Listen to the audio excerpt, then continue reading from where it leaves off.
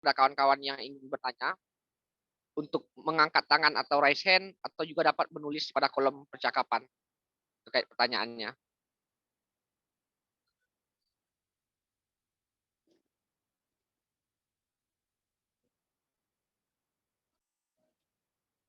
Ya baik, silakan kepada teman-teman peserta webinar.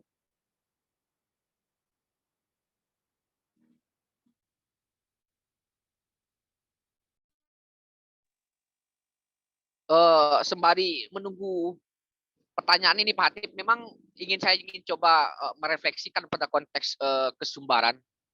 Sumbar pada konteks hari ini memang pergeseran itu kan terlalu kentara lah. Misalnya saya ambil contoh kasus untuk sumbar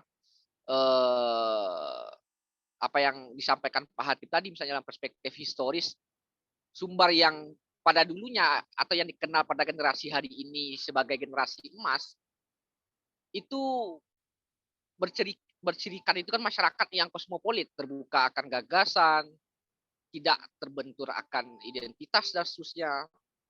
Dan perang gagasan itu menjadi sebuah kelumrahan dalam bentuk polemik misalnya, contoh kasus. Tapi yang terjadi kekinian, misalnya pergeseran itu, termasuk kelompok-kelompok pemuda, cenderung agak anti terhadap kritik, dan ketika misalnya simbol-simbol Keminangkabauan disentil, itu sangat-sangat reaksioner. Itu yang terjadi pada konteks kekinian. Dan selalu berlindung pada zaman keemasan.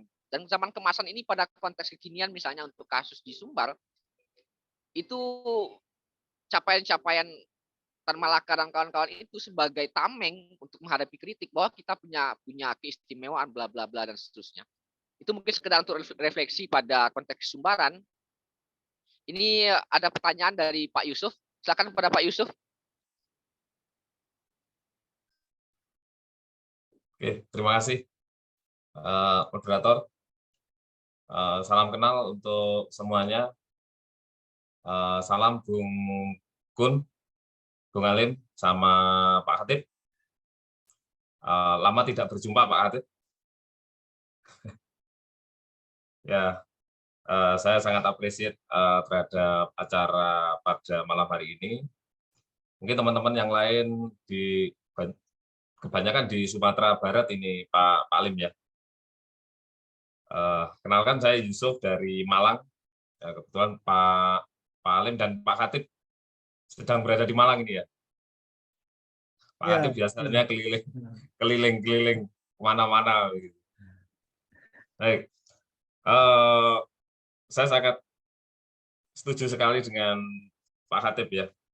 Mungkin kita perlu refleksi juga terkait sama pemuda, kondisi pemuda sekarang atau organisasi-organisasi kepemudaan yang sekarang masih eksis, seperti Pemuda Pancasila yang berisi orang-orang yang sudah tidak muda lagi secara tata bahasa itu kan dijelaskan secara garis tegas, namanya pemuda antara 21 sampai 30 misalkan ya. Itu memang nggak ada, malah bahkan di organisasi itu malah usia-usia begitu tidak ada. Nah, mungkin kita perlu menelisik sebab musabab mungkin pergeseran arti perjuangan, arti nasionalisme dari para pemuda yang sekarang. Ya, karena kita dilahirkan dari generasi-generasi baby boomers yang jelas. Jadi pola pendidikan dari orang-orang tua kita, baby boomers, itu yang membuat kita eksis sampai pada hari ini. Dan kalau di Bung Hatip tadi bilang bahwa di era Soeharto itu yang menelurkan menjadi bias arti istilah pemuda ketika di era Soeharto membentuk organisasi-organisasi yang melabeli nama pemuda, sedangkan isinya adalah orang-orang tua di sana. Nah, sekarang mungkin perjuangan kepemudaan itu sudah bergeser ya, Kalau saya belum pernah sih ke luar Jawa, ke luar negeri untuk meneliti, untuk melihat kondisi realita yang ada. Tapi yang jelas saya mengamati di daerah sekitar saja, di daerah tempat saya tinggal, di daerah tempat di mana saya beraktivitas kerja, itu memang ada pergeseran, sangat jauh sekali pergeserannya. Jadi yang pemuda-pemuda yang sudah lulus kuliah antara usia 21 sampai 30, mereka sudah tersibukkan dengan tuntutan-tuntutan orang tuanya. Orang tuanya menuntut akan arti kemapanan, akan secara materialistik ya, kemapanan dalam arti ekonomi. Anak-anak muda sekarang itu mengejar pada hal-hal yang seperti itu. Entah nanti dia di sektor formal maupun di sektor informal. Tapi di perkotaan, kota-kota besar itu lebih banyak pada sektor-sektor non formal, sehingga yang kita lihat banyak para pemuda-pemudi ini yang pekerjaannya bahkan kalau disebutkan tadi traveling, terus gaya hidup dan lain sebagainya, itu kalau saya tanya itu memang sebagian dari masalah pekerjaannya, ya. Dengan begitu dia mendapatkan banyak job, dengan pola gaya seperti itu dia mendapatkan income seperti itu. Nah, ini kondisi sosial, kondisi ekonomi yang menuntut kondisi pemuda sekarang berperilaku berbeda dengan pemuda-pemuda di era kita yang kelahiran sekitar 80-an. Ya. Apa namanya? Yang sekarang sudah memasuki usia 40 ya, yang sudah bukan pemuda lagi.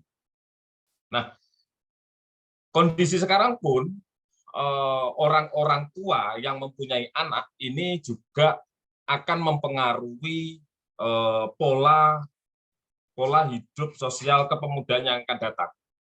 Contoh, ada kasus ini, ada sebuah case ya. Ini mungkin di Pak Hatip juga tahu, pada usia-usia kita yang usia produktif bekerja dan apa namanya yang satu kepala keluarga tidak bisa mencukupi kebutuhan hidup, ya, profesi satu kepala keluarga tidak bisa mencukupi seluruh kebutuhan hidup, entah dari cicilan KPR lah, cicilan ABC dan lain sebagainya. Ini dibantu oleh pasangan, ya, masing-masing keduanya menjadi apa namanya mempunyai aktivitas pekerjaannya masing-masing. Nah, ada sebuah case bahwa di keluarga ini mungkin terjadi di banyak keluarga, bahwa orang tua itu menyerahkan penuh kepada ini Pak, untuk anak-anaknya, menyerahkan penuh pada sebuah gawai. Ya, contoh, saya ada teman, ya seorang pendidik juga. Ini kedua orang tuanya seorang pendidik, bapak dan ibunya. Dia sibuk dalam aktivitas bekerjanya, sedangkan anaknya usia TK. Anaknya usia TK, di mana orang tuanya dengan sangat mempercayakan anaknya tidak akan rewel, tidak akan macam-macam dan lain sebagainya. Mulai dari pagi sampai sore dipegangi oleh gawai. Dan dia menyiapkan segala macam keperluan makan, minum, dan lain sebagainya berada di rumah. Dan nyata bahwa seringkali ditinggal, anak itu survive yang berada di rumah dengan gawainya, wifi, dan mungkin makan, minum, dia bisa sendiri. Usia TK. Nah, ini akan mempengaruhi dia mindset ke depannya sebagai pemuda. Tidak tahu nanti kalau kita melihat generasi Z sekarang ini kondisinya seperti itu, dan kita nanti 10-15 tahun lagi akan melihat para pemuda-pemuda yang mempunyai mindset, mempunyai perilaku yang mungkin sampai sekarang kita tidak bisa memikirkan. Nah, kita tidak bisa memisahkan sejarah masa lalu dan yang berdampak pada diri kita. sejarah-sejarah yang diciptakan oleh Soeharto, pemerintahan Soeharto, dengan adanya organisasi pemuda Pancasila, terus kita dipanjangkan secara kependidikan, sehingga membuat masa remaja kita dipanjangkan. Saya pikir itu menjadi sebuah problem ya, menjadi sebuah problem. Nah, yang saya garis bawahi ini cukup kita mempunyai mempunyai bentuk ekspresi, mempunyai arti perspektif perjuangan kepemudaan yang zaman dulu dan era sekarang itu berbeda. Mungkin dengan dulu kita berjuang lewat organisasi, turun ke jalan, terus membela hak-hak mungkin kaum yang tertindas dan lain sebagainya. Karena mungkin pada saat itu kita didikan dari orang tuanya sudah berbeda, dan secara ekonomi tidak tekanan tidak sebesar tekanan ekonomi yang sekarang. Nah, tekanannya tidak sebesar yang sekarang. Kalau dulu mungkin karena media sosial jauh, ya kecemburuan sosial itu juga bisa diminimalisir.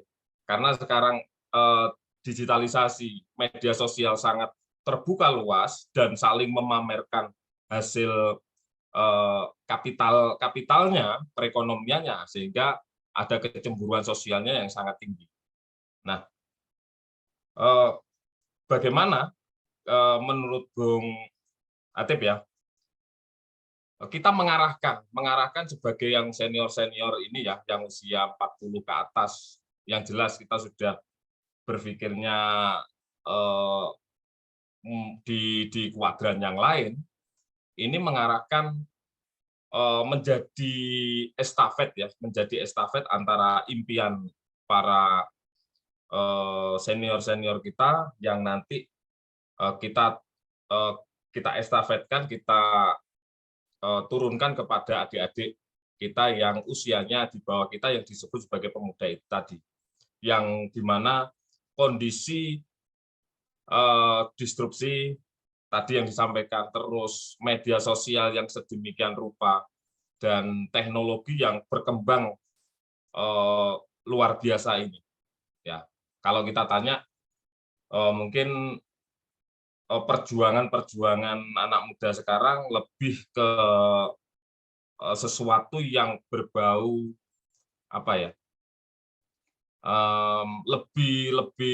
lebih spesifik begitu ya. Kalau dulu kita angan-angannya sebuah yang abstrak, anti kemapanan dan lain sebagainya. Nah, bagaimana strategi kita sebagai orang-orang yang usianya sudah mapan ini, secara pendidikan, secara ekonomi, itu meneruskan kepada adik-adik kita yang berada di bawah. Mungkin yang perlu kita pikirkan, yang perlu kita telurkan saat ini, kalau menurut saya adalah hal seperti itu, di mana biar nanti tidak terputus perjuangan-perjuangan dari pemuda dari eranya Soekarno, eranya Soeharto, reformasi, dan era yang sekarang. Nanti tantangan kedepannya seperti apa, kita menyiapkan generasi-generasi setelah kita untuk kedepannya seperti itu. Mungkin itu aja, Bung Atip.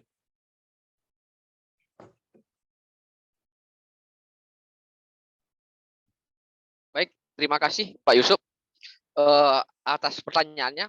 Mohon izin Pak Atip, ini langsung dijawab satu-satu dulu atau nanti dikumpulin 2 pertanyaan Pak Atip? Bisa langsung saya jawab saja sebelum lupa. Silakan Pak Atip. Benar, memang saya menyambung awal sebelum saya masuk ke Mas Yusuf ya. Kata moderator tadi Wendy ya, kita zaman dulu memang sangat kosmopolit ya.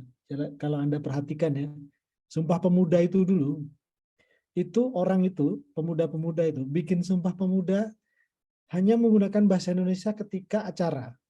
Tapi selepas itu mereka menggunakan bahasa Belanda. Karena bahasa keseharian mereka, anak-anak mudanya itu masih menggunakan bahasa Belanda. Gitu. Jadi ada ide-ide kosmopolitan yang mereka sudah sangat terbiasa gitu. Nah, terkait dengan apa namanya tadi yang didiskusikan oleh Mas Yusuf ya, memang apa ada satu saat ini banyak generasi yang juga mengalami yang namanya sandwich generation ya, atau generasi sandwich, di mana mereka bekerja tapi selain menghidupi dirinya juga menghidupi orang tuanya atau menghidupi generasi di atasnya gitu. Jadi sekarang memang generasinya berbeda. Kalau kita perhatikan ya, ini kita kasih perbandingan. Ada banyak generasi yang sekarang yang hidupnya itu rata-rata tidak lebih baik daripada generasi orang tuanya secara ekonomi. Kalau kita perhatikan, misalkan apa namanya orang tuanya dulu punya rumah ya, tapi sekarang generasi-generasi yang sekarang kesulitan untuk mendapatkan rumah gitu. Kalau apa dia harus mencicil dan lain sebagainya. Nah, tekanan ekonomi memang saat ini sedang sangat berubah. Juga seperti yang tadi benar kata Mas Yusuf bilang ya, zaman Soeharto itu seperti Soeharto gitu ya, masyarakat itu digambarkan seperti Soeharto, jadi yang bekerja itu bapak saja gitu. Jadi perempuan itu ngurusin yang domestik ya, PKK dan wanita dan lain sebagainya. Tapi tentu saja itu tidak bisa, itu akan menjadi susah untuk kehidupan saat ini, di mana ada banyak cost of living atau biaya hidup yang itu tidak ada di zaman Soeharto, yang sehingga menyebabkan dua orang tua itu harus bekerja gitu.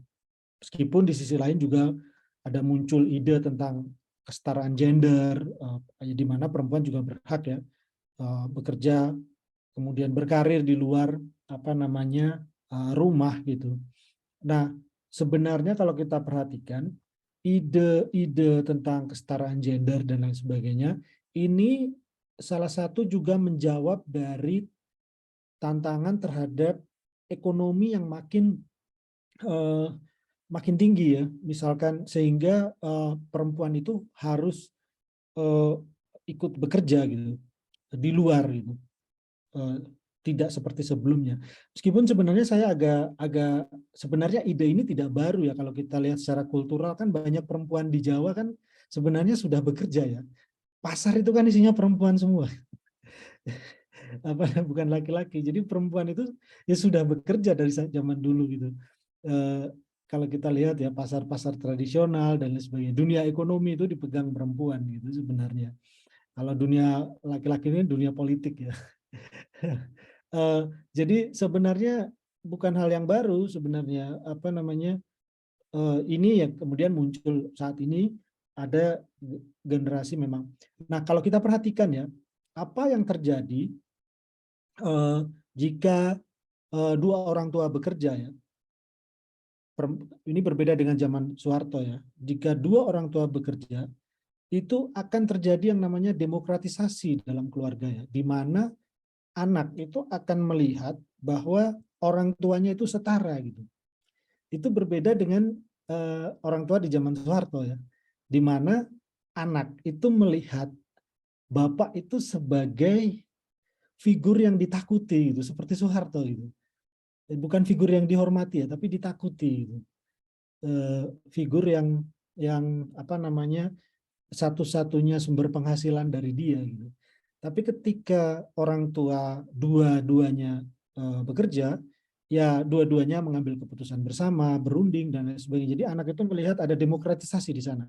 Nah, kita akan menghasilkan generasi yang saya pikir lebih demokratis dan lebih terbuka gitu di kedepannya ya. Sedangkan kita adalah generasi yang dibesarkan dari istilahnya breadwinner ya, atau pencari nafkahnya hanya bapak satu laki-laki. Nah, itu yang saya lihat. Ada satu politisi Partai Demokrat di Amerika, itu sebenarnya ekonom, namanya mungkin rekan-rekan pernah dengar, namanya Elizabeth Warren. Itu pernah meneliti, dia pernah meneliti itu. Sebenarnya ini di Amerika tentang munculnya dua orang tua yang bekerja, karena memang ongkos hidup itu makin tinggi gitu. Nah, yang ditemukan oleh Elizabeth Warren memang menariknya, saking tingginya ongkos hidup, biaya hidup, itu logikanya kalau dua orang tua yang bekerja, suami istri yang bekerja, seharusnya kan ada saving tuh.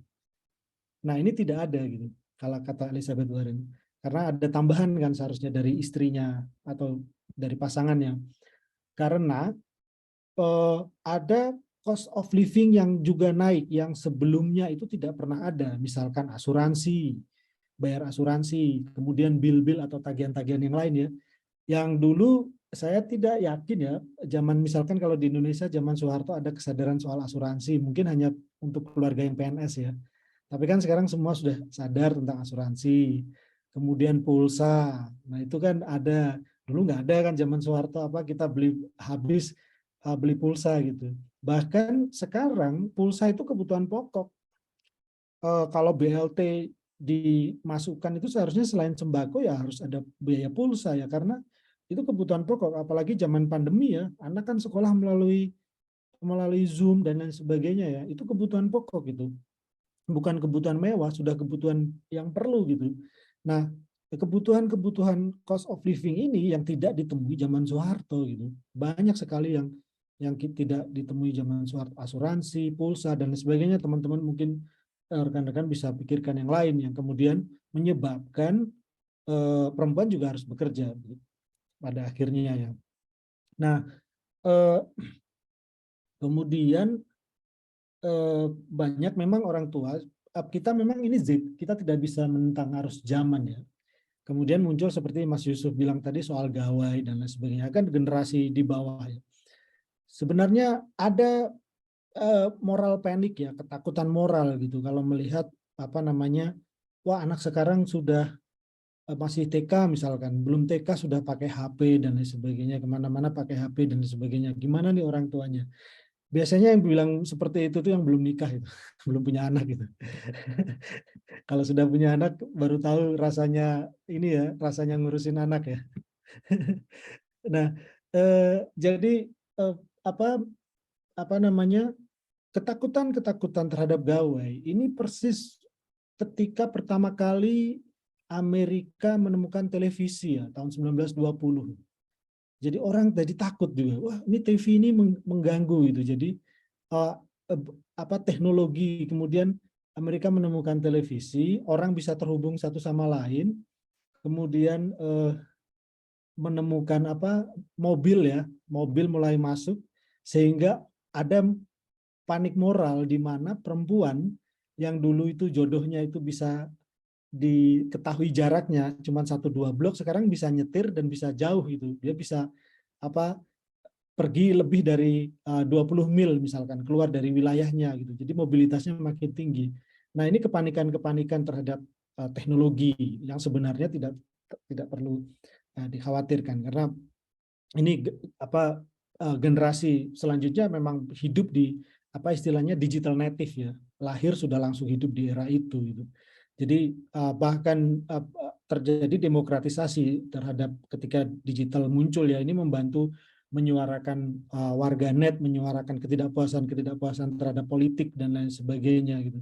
Di teknologi itu salah satu cara yang memandirikan atau mendemokratisasikan relasi manusia menurut saya. Kita bayangkan dulu seperti gambaran Pramudia ya di salah satu novel cerpennya ya. Bagaimana di Blora dulu orang begitu panik ketika ada telepon masuk, telepon diperkenalkan karena si wedana-wedana ini, aristokrat ini, kalau dia tidak tahu kalau orang lagi telepon ini, dia lagi si bawahannya ini lagi duduk sambil nyembah nggak gitu. Jadi telepon itu menutup komunikasi yang seharusnya langsung sehingga dia tahu bawahannya ini duduk lebih rendah darinya atau apa. Kalau telepon kan orang tidak tahu itu posisi tubuhnya seperti apa. Jadi ada moral panik yang sebenarnya ternyata juga tidak menyebabkan dekadensi moral gitu menurut saya. Teknologi ya tetap membantu. Nah yang terakhir tadi Mas Mas Yusuf menanyakan, jadi bagaimana ini supaya kita tetap mempertahankan nilai-nilai kita ya, tapi meskipun terlepas dari generasi saat ini, tapi apa namanya, ada nilai-nilai lama, ideologi atau apapun yang perlu tetap dipertahankan untuk generasi saat ini. Saya sepakat, Mas. Saya punya prinsip begini, kita tidak bisa ya teknologi yang maju, yang baru terus itu kemudian diikuti dengan secara evolutif melupakan nilai-nilai lama gitu, mentalitas yang lama gitu. Tidak bisa seperti itu, saya rasa. Itu seperti kita di generasi sebelumnya itu tetap mempunyai nilai-nilai yang bagus yang bisa diturunkan kepada nilai-nilai yang kepada generasi di bawahnya. Misalkan soal kedisiplinan, soal tanggung jawab, soal social skill, keahlian sosial, keorganisasian, kepercayaan terhadap diri dan lain sebagainya. Ini kan nilai-nilai lama yang sebelumnya sudah ada gitu, jujur dan lain sebagainya sudah ditanamkan oleh orang tua kita. Kalau misalkan kemudian muncul gawai dan lain sebagainya dengan membawa nilai-nilai baru yang nilai-nilai lama kemudian dibuang, ya itu analogi saya seperti kita memandikan bayi kita ya di baskom gitu, terus air kotoran bayi itu kita buang dengan bayi-bayinya. Iya kan? Nggak bisa, ya kotorannya kita buang, tapi bayinya jangan gitu. Nah seperti itu, sekarang ini ada nilai-nilai baru nih, ada generasi baru yang buruk-buruk dari generasi lama yang memang harus kita buang gitu. Misalkan feodalisme, itu perlu kita feodalisme ya, kemudian nilai-nilai lama lah yang perlu kita tentang itu perlu kita buang gitu. Tapi tidak serta-merta nilai-nilai bagus yang lama itu kita buang juga gitu, karena dia lama terus kita buang gitu. Itu yang persis membuang habis memandikan bayi kemudian membuang kotoran airnya dengan bayinya gitu. Jadi ada nilai-nilai lama yang masih bisa kita pertahankan. Nah, itu tentu kita tahu ya, kalau di beberapa keluarga misalkan agama, kemudian ideologi nasionalisme tentang nilai-nilai ya, sportivitas dan lain sebagainya. Itu yang tetap harus diperhatikan. Karena kalau tidak ya, kita akan menghasilkan generasi yang nerd ya, yang tidak tahu dunia realitas itu seperti apa dan lain sebagainya gitu. Yang tahunya di dunia digital saja gitu. Padahal kan di dunia realitas itu lebih rumit gitu. Nah, social skill itu yang masih tetap diperlukan. Nah, kenapa itu penting? Saya sepakat tadi dengan Mas Yusuf ya. Saya menyebutnya kita itu sekarang hidup di era problematisasi privatisasi problem ya, di mana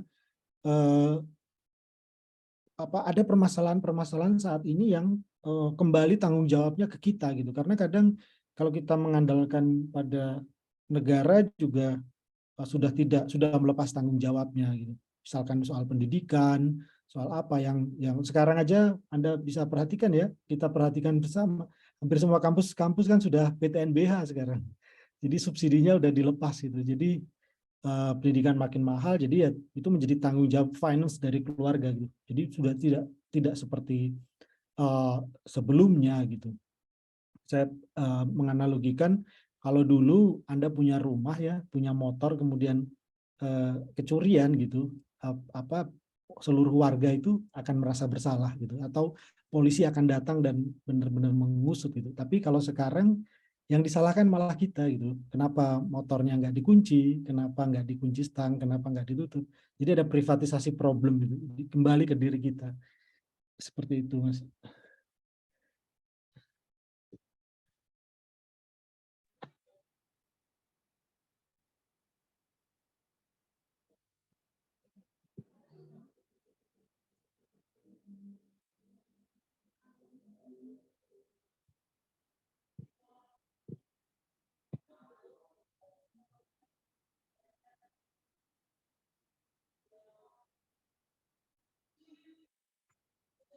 Tadi menyambung yang Bung Wendy bilang, benar memang untuk Sumatera Barat saya rasa benteng terakhir kosmopolitan itu ya sejak meninggalnya Azumardi Azra ya. Setelah itu intelektual Sumatera Barat kayaknya ada lagi nggak ini? Jadi apa?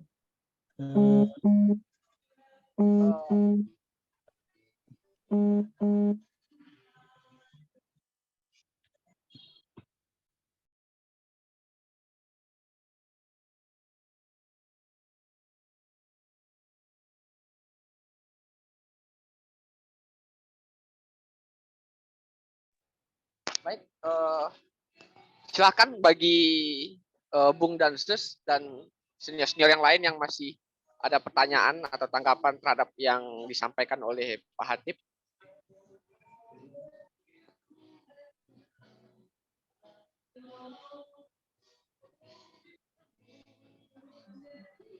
Ada 2 mengangkat tangan, Bung Wendy. Ya, Mas. Ada 2 yang mengangkat tangan. Baik.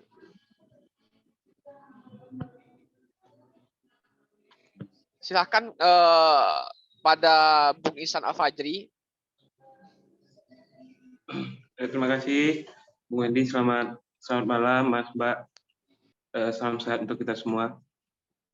Mas Hatip, saya mau nanya begini. Bagaimana Mas Hatip melihat hubungan antara teman-teman muda ini dengan politik, dalam hal ini politik elektoral. Dalam beberapa tahun terakhir, kita bisa lihat ya sejumlah partai politik itu mulai terlihat agak serius menggarap segmen untuk pemilih muda.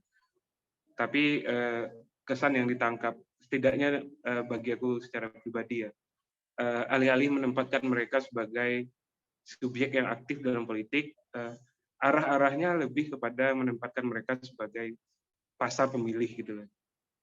Gimana menurut Mas Hatip dalam melihat hubungan ini? Apakah sudah saatnya kita bilang ke teman-teman muda, yuk sama-sama kita bikin KTA partai, atau tetap harus menjaga jarak, atau memilih dengan kekuatan kelompok masyarakat sipil, atau seperti apa? Begitu, Mas. Terima kasih. Terima Baik, kasih. terima kasih Bung Giring atau Bung Ihsan Al-Fajri. Silakan Pak Hatip. Untuk soal pemilihan elektoral ya, sebenarnya kalau kita perhatikan survei-survei, jadi indikator kepemilihan dalam untuk misalkan untuk capres atau cawapres itu kalau yang setahu saya, sepanjang saya tahu itu berdasarkan provinsi ya, jadi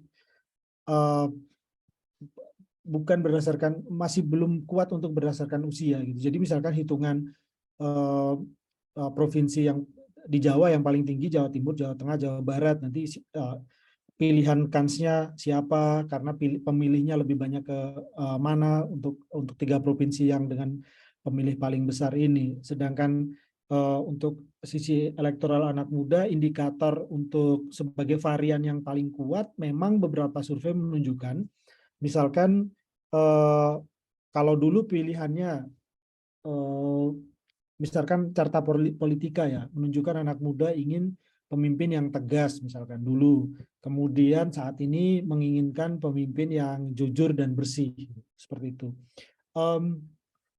Indikator variabel anak muda ini cenderung masih tenggelam dalam pilihan-pilihan berbasis provinsi. Jadi misalkan provinsi Sumatera Barat itu cenderungan pemilihnya cenderung ke siapa gitu misalkan. Kemudian Jawa Barat atau Jawa Timur itu cenderung memilih ke siapa. Jadi variabel anak muda itu tenggelam dalam variabel provinsi kalau saya perhatikan ya. Nah, ini juga yang menarik ya, apa namanya, kita hidup saat ini, anak muda itu hidup di era yang sangat atomik ya, bukan lagi hampir apa namanya persatuan dan kesatuan di antara mereka itu tidak seperti sebelumnya, di mana dulu misalkan saya kasih contoh misalkan di gerakan buruh ya, ada banyak serikat yang menyatukan mereka gitu. Nah, tapi kan saat ini apa namanya gerakan-gerakan buruh yang menyatukan anak muda itu sudah sangat sedikit gitu. Jadi hampir entrepreneurial atau seperti yang saya katakan tadi itu mempekerjakan orang pada ranah yang benar-benar individual ya, bukan yang lagi pada sifatnya union atau serikat atau mempersatukan itu gitu. Jadi kalau mempersatukan basis anak muda secara keseluruhan memang tidak mudah menurut saya karena fragmentasinya banyak. Kita hidup saat ini ya persis seperti mungkin seperti ini ya, apa namanya, sifat pekerjaannya seperti supir online ya, di mana tidak ada union, tidak ada serikat ya. Kalaupun ada serikat sifatnya paguyuban berdasarkan kesepakatan antar kelompok sendiri, tapi tidak diinisiasi oleh tempat mereka bekerja gitu. Nah, ini yang menyebabkan kemudian apa sisi anak muda elektoral itu agak susah untuk dipersatukan. Dan kalau kita perhatikan juga ya, ingatan terhadap masa lalu kita memang pendek ya. Ingatan terhadap masa lalu kita. Jadi anak muda pemilih saat ini itu rata-rata lahir di akhir era Soeharto atau akhir era Orde Baru ya, yang tidak punya bayangan seperti apa Soeharto dan lain sebagainya, kecuali anak-anak teman-teman yang belajar sejarah ya. Tapi ingatan mereka itu saya tidak melihat bahwa Orde Baru itu dipandang sebagai sesuatu yang traumatik ya, atau sesuatu karena mereka tidak mengalami itu gitu. Bahkan ini ada kecenderungan kalau kita perhatikan ya, ada kecenderungan di mana orang-orang itu bukan merindukan sesuatu yang sifatnya demokratis, tapi sesuatu yang pemimpin yang lebih kuat gitu. Misalkan yang bisa mengatur sesuatu secara pasti gitu. Bahkan mungkin dalam tanda kutip bisa bertangan besi ya.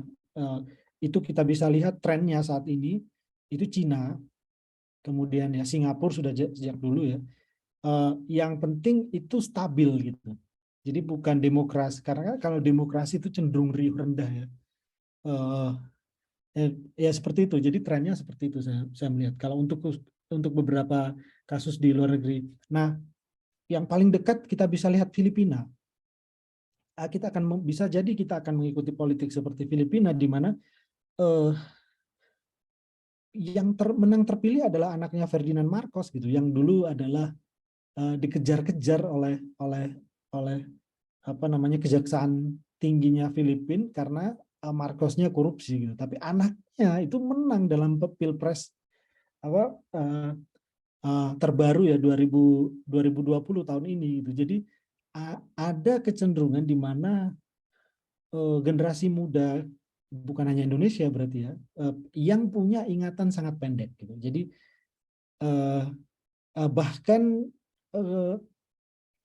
di kita ini kan kita tidak punya impunitas ya. Impunitas itu hukuman terhadap kita tidak menghukum orang-orang yang dulu melakukan korupsi, melakukan tindakan pelanggaran dan lain sebagainya. Kita tidak menghukum. Jadi ini yang membingungkan, kadang korban dan pelaku kemudian menjadi satu dan lain sebagainya. Nah, jadi jangan kaget kalau kita akan mungkin seperti Filipina, jadi kembali memilih orang yang berasal dari masa lalu atau dan lain sebagainya, karena itu ingatan anak mudanya sangat pendek sih kalau saya lihat.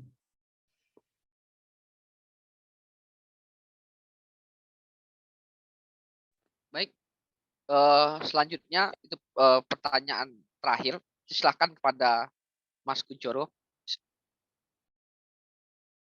Baik, terima kasih Mas Wendy. Selamat malam, Bung Hafid. Kebetulan saya juga orang Malang ini. Asli, saya juga dari Brawijaya dulunya satunya.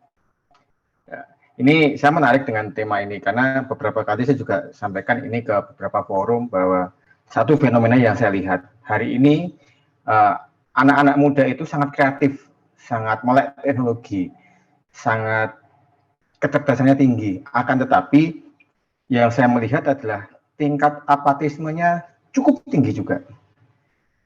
Dan juga kebanyakan dari yang kami lihat cenderung pragmatis ya. Salah satu contoh adalah staf saya, beliau IQ-nya tinggi, umur 28 tahun, di usia 28 itu diminta oleh keluarganya untuk kerja, tapi dianya tidak mau dengan alasan saya bukan orang kantoran yang duduk rapi jam 7 absen, jam 5 pulang. Tapi saya ingin duduk di mana aja, kapan aja, di depan saya ada gadget saya dan saya bisa menghasilkan uang. Ya, ini adalah beberapa fenomena yang saya lihat. Kebetulan staf saya itu seorang peneliti juga. Dia gemar meneliti, dia suka traveling kemana-mana, menemukan hal-hal yang baru, mencari hal-hal yang baru dan juga sebagainya. Cuma yang saya sedikit garis bawahi adalah pragmatisme itu menurut saya akan semakin menyurutkan rasa kebangsaan kita. Di mana anak-anak muda saat ini tidak peduli bangsa kita seperti apa, bentuknya gimana, maunya gimana, besoknya kayak apa. Tapi yang mereka pedulikan adalah hari ini saya dapat apa, dan besok bagaimana saya mencari apa. Itu sebuah fenomena yang saya temui di kehidupan sehari-hari kami. Satu hal yang ingin coba kami tanyakan, saya juga sepakat dengan paparan materi dari tadi, sepaham dengan saya bahwa hari ini fenomena-fenomena anak muda saat ini mereka itu cenderung tidak mau didikte, tidak mau diarahkan, maunya setara dengan orang tuanya. Seolah-olah anak baru, tapi merasa sepintar dan sepengalaman para orang tuanya. Saya temui itu di tetangga saya, bahkan putranya baru 30 tahun, tapi dia berontak sekali dan dia bilang bahwa saya itu lebih pintar dari papa. Saya itu lebih tahu bagaimana menghadapi kehidupan saya saat ini. Nah, itu sebuah kata-kata yang sangat apa ya? Bagi beberapa orang yang mengerti sebuah rasa itu kan, wah itu sangat menampar sekali bahwa hampir sebagian besar anak muda seperti itu. Walaupun tidak semua seperti itu, tapi kecenderungannya demikian. Apalagi anak muda hari ini cenderung tidak begitu peduli lingkungan sekitarnya. Mereka asik dengan gadgetnya, mereka asik dengan dunianya, mereka bahkan untuk bertemu dan saling sapa saja sudah sangat berkurang. Nah, hal ini yang coba ingin saya tanyakan, ya mungkin kita berbagi informasi atau berbagi pengalaman bahwa bagaimana sih kira-kira pendapat Bung Hatip bahwa fenomena hari ini itu kalau dibiarkan seperti ini, generasi kita, generasi yang sadar akan kenegaraan, generasi yang sadar akan kebangsaan, akan semakin luntur. Dan makanya hidup atau masa globalis itu akan seakan-akan akan semakin berkibar dan tidak peduli bangsa saya seperti apa, tapi saya dapat apa. Kira-kira mungkin itu dari saya. Terima kasih. Baik, terima kasih Mas Kuncoro. Silahkan Pak Tip. Terima kasih. Ada dua konsep yang berbeda, yang namanya respect dan reputation. Respect dan reputasi ini dua konsep yang berbeda. Respect atau penghormatan itu adalah nilai tertinggi zaman orang tua kita. Jadi penghormatan, ya, kita mendapatkan penghormatan, dan respect itu biasanya, kehormatan itu biasanya dihasilkan dari status, ya, ada orang yang mendapatkan penghormatan karena istilahnya ya terberi saja, misalkan anak seorang kiai, bahkan anak kepala sekolah, itu mendapatkan respect. Anak seorang dokter atau anak seorang Gus dan sebagainya, ini respect. Anak seorang pemimpin politik yang terhormat. Nah, respect itu sesuatu yang nilai tertinggi dari orang tua kita. Nah, Sedangkan nilai tertinggi anak sekarang itu bukan respect, tapi reputasi. Ini dua hal yang berbeda.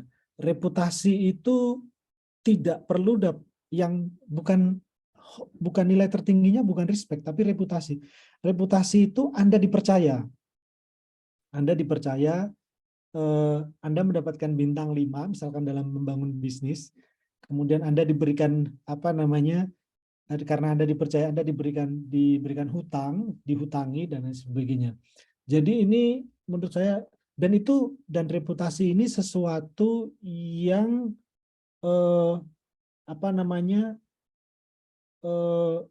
bukan didapat ya, tapi diusahakan. Jadi sesuatu yang diusahakan melalui melalui kerja-kerja jaringan dan melalui teman, melalui sesuatu yang sesuatu yang harus dijaga kepercayaannya. Nah, ini nilai generasi saat ini. Ini dua nilai yang berbeda menurut saya. Itu kenapa anak muda saat ini itu dia mau datang kemana juga pakai kaos atau apa dan lain sebagainya. Karena itu dia tidak peduli tentang respect, tapi selama kerjanya benar, itu yang dia lihat gitu. Jadi ini masalah reputasi menurut dia gitu. Jadi kalau saya mengerjakan pesanan atau apa saya kerjakan sangat bagus, selesai, kemudian saya datang menemui dia dengan pakai kaos apa, saya nggak peduli, yang penting kerjamu selesai dan bagus gitu. Kalau dalam jaringan ya, bisnis, pekerjaan dan lain sebagainya. Terlepas dia mau pakai baju kaos, celana pendek dan lain sebagainya, selama pekerjaannya beres dan lain sebagainya. Jadi yang dibangun oleh generasi sekarang itu adalah reputasi. Nah, itu berbeda dengan generasi kita. Yang kita bangun adalah generasi orang tua kita, yang dibangun adalah respect. Ini dua nilai yang, kalau kita memandang ini dua nilai yang, dua nilai ini hidup di eranya masing-masing menurut saya. Nah, seperti yang saya balik lagi kepada kultur entrepreneurialisme. Entrepreneurialism itu atau kultur wirausahawan itu, nilai yang tertinggi itu adalah reputasi. Jadi pedagang itu bisa dipercaya orang ini benar atau tidak berdasarkan reputasinya. Dia jualan benar nggak, bayar hutang benar nggak, produknya bagus nggak, kalau kirim barang tepat waktu, itu masalah reputasi, bukan masalah respect. Jadi kita hidup di era reputasi saat ini. Sopir online bagus dan lain sebagainya, bintang 5, bintang 4 itu bukan soal respect, itu soal reputasi. Ini kalau dia bintang 5 berarti reputasinya bagus, bukan respect-nya tapi reputasi. Nah, kita hidup di era reputasi menurut saya saat ini ya, bukan hidup di era respect. Nah, persoalan saat ini memang seperti yang saya katakan tadi, anak muda memang tidak semua masa depannya itu tertelan oleh aktivitas masa kini. Makanya kalau kita perhatikan, karena mereka udah harga tanah mahal, harga rumah mahal, ya udah deh, kita traveling aja, atau kita duitnya daripada buat nabung untuk cicilan rumah, mending nongkrong di kopi, minum kopi, warung kopi dan lain sebagainya. Makanya kalau kita lihat sekarang kan kedai-kedai kopi banyak sekali ya, kafe dan macam-macam dan lain sebagainya. Itu kenikmatan sesaat yang dimiliki oleh generasi saat ini gitu, seperti petani yang senang sama rokok gitu ya, atau kelas bawah yang senang sama rokok dan lain sebagainya. Itu kenikmatan saat ini yang dipunyai gitu, karena masa depannya yang tidak perlu dipikirkan. Jadi itu saat ini. Nah, yang terakhir mengenai anak muda yang apatis atau apolitik ya, tidak peduli sama politik dan lain sebagainya. Itu yang seperti saya katakan. Beberapa waktu yang lalu ya, saya ngajar jadi visiting professor di Cina, di Peking University. Saya cerita tentang kondisi Indonesia, tentang sejarah gitu, dari zaman Soeharto, kemudian Soeharto runtuh ke demokrasi, kemudian saat demokrasi kehidupan bisa bebas berekspresi dan lain sebagainya. Orang-orang, anak-anak muda Cina nggak melihat, loh kok demokrasi kok enak, bukankah itu ribut ya, banyak perbedaan pendapat, bukankah yang lebih baik model Soeharto gitu. Jadi dipimpin oleh pemimpin yang pasti kuat, udah kamu percaya aja sama dia gitu. Model Xi Jinping dan lain sebagainya. Partai udah nggak usah banyak-banyak, satu aja partai komunis, nggak perlu multi partai kayak di Indonesia, itu ribut gitu. Jadi kalau politiknya benar sih kita bisa apolitik ya. Seperti di Singapura gitu ya, atau di Cina yang apa namanya menterinya ketahuan korupsi dihukum mati gitu loh. Nah di kita jangankan dihukum mati ya, ada kanjuruhan yang ditembak sampai 130 orang meninggal aja nggak ada yang diusut gitu loh. Jadi ini yang menyebabkan pada akhirnya anak muda seharusnya nggak apolitis di Indonesia, nggak bener ini. Kita nggak bisa seperti anak muda di Singapura atau di Cina ya, yang sudah kita percayakan saja sama, kalau di Singapura kita percayakan aja sama Lee Kuan Yew pasti bagus gitu. Tapi di kita kan kalau kita seperti itu, wah gawat ini. DPR aja beli korden sampai 900 miliar kan nggak masuk akal ya. 900 juta ya. Ya kayak gitu-gitu kalau anak mudanya apolitis ya berbahaya gitu. Nah, saya mau menutup ini dengan rasa optimis ya. Menurut saya untuk membangun suatu, maksudnya gini, untuk membangun satu concern atau kepedulian terhadap politik itu kita perlu mengutip satu kata dari Antonio Gramsci ya, yaitu pesimisme terhadap pemikiran tapi optimisme terhadap keyakinan gitu. Jadi kita perlu pesimis ya untuk melihat segala sesuatu saat ini, tapi kita perlu optimis. Kita yakin bahwa ini ada perubahan gitu. Jadi itu yang pessimism of the thinking and optimism of the will, kata Antonio Gramsci. Jadi kita perlu melihat sesuatu itu secara pesimis. Ini benar nggak? Kita harus kritisi itu, tapi kita punya optimism of the will, bahwa kepesimisan kita ini tujuannya untuk bahwa sesuatu itu akan menjadi lebih baik untuk Indonesia ke depan sih. Seperti itu saya dari kalimat saya sebagai penutup. Baik, terima kasih Pak Hatip atas pemaparannya. Baik, Bung dan Sarina serta senior-senior sekalian. Demikianlah webinar kita pada malam hari ini. Saya selaku mewakili DPW ISRI Sumatera Barat mengucapkan apresiasi yang sebesar-besarnya pada Pak Hatip atas telah meluangkan waktu untuk mengisi webinar ini, dan juga ucapan terima kasih atas kehadiran perwakilan DPP ISRI Mas Kunchoro, serta juga pada Bung dan Ses serta senior-senior yang berkenan hadir pada webinar kali ini. Mungkin demikian. Wabillahi taufiq wal hidayah. Assalamualaikum warahmatullahi wabarakatuh. Baik, di Waalaikumsalam warahmatullahi wabarakatuh. Waalaikumsalam. Terima kasih. Selamat malam. Ya, terima kasih Pak Hatip. Terima kasih Pak Alim. Terima kasih. Terima kasih Pak Alim.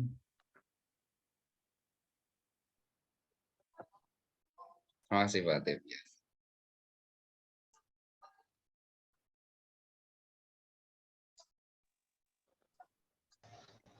Sukses Bung Alim.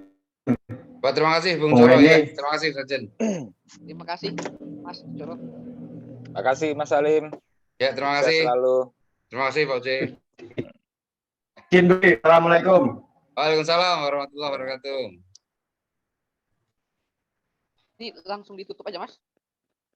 Boleh langsung tutup saja, nggak apa-apa. Ini sudah mulai banyak yang keluar tuh ini. Yuk, Atau kalau ada yang mau Bung sampaikan, dulu mumpung kita ketemu dengan teman-teman ini.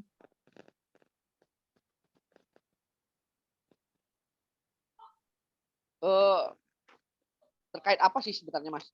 Ya kebetulan kan belum juga sempat mengadakan pertemuan di Padang Ya, terkait progres rencana kerja ke depan terkait progres ISRI Sumatera Barat sih sebenarnya. Kemarin kan di diskusi terbatas di internal itu kan kita ada beberapa planning terkait kerja-kerja ke depannya. Kan terkait satu publikasi-publikasi untuk setidaknya memunculkan wacana-wacana alternatif lah di Sumbar. Ya, Itu ya, satu. ya. Yang kedua mungkin melalui webinar-webinar semacam ini dan seterusnya gitu, Mas. Iya, ya. Jadi itu apa namanya? Perlu diagendakan Bung Wendy ke Padang, kemudian nanti bertemu dengan kawan-kawan di Padang toh.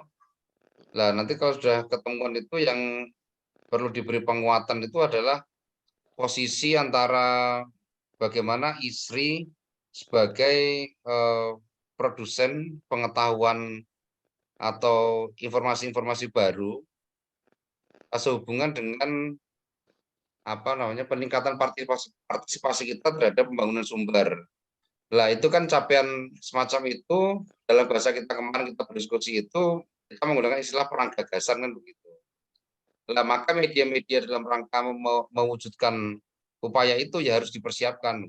Makanya bagaimana kita menyiapkan segera infrastruktur website misalkan itu kita menjadi sesuatu yang penting, website, kemudian menyiapkan jurnal, kemudian kita harus mengadakan pertemuan tentang secara periodik kita akan mengangkat tema-tema apakah seperti itu, Bung. Jadi kalau dulu kita punya Prisma gitu ya, semacam Prisma yang punya tema setiap satu semester begitu terus, atau jurnal perempuan yang hidup dengan tema-tema begitu kan juga tidak ada salahnya jika kita juga memproduksi informasi dan pengetahuan baru dengan model semacam itu.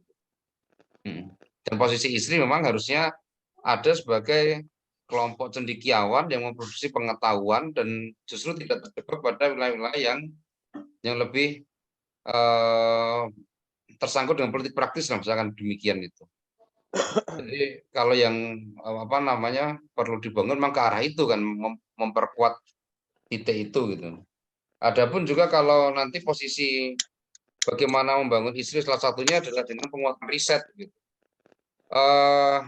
Diseminasi hasil penelitian yang ke depan harus kita tampilkan dalam webinar-webinar semacam ini begitu. Bukan saja kita melulu dengan model klasikal semacam ini mengadakan narasumber gitu. Bahwa hal ini wajib setiap bulan, setiap waktu memang terus akan kita laksanakan. Bahkan contoh di akhir bulan depan itu juga sudah ada yang kemarin saya kirimi surat begitu, apakah siap nanti membantu itu Pak Aldo Zirsov itu. Jadi yang Aldo Library di Jakarta itu yang dulu berpartisipasi membangun perpustakaan di Sumber itu juga rencana mau kita hadirkan untuk kita bicara tentang literasi sejarah dan literasi kebangsaan di Sumber. Gitu. Jadi semacam itu kan contoh gitu. Nah, bahwa kemudian kita nanti akan mempresentasikan atau hasil penelitian yang dilakukan oleh tim ISRI ini itu ya menjadi sesuatu yang harus saya pikir begitu. Saya begitu Bung Edi. Siap, Mas. Ini mumpung ada ini ada senior di sini nih. Baik, mungkin terkait senior maupun Bung dan Sus yang lain, mungkin ada untuk apa? Catatan-catatan untuk masukan-masukan terkait kerja-kerja ke depannya misalnya. Jesse, silakan. Bang Uce mau izin dong, Uce.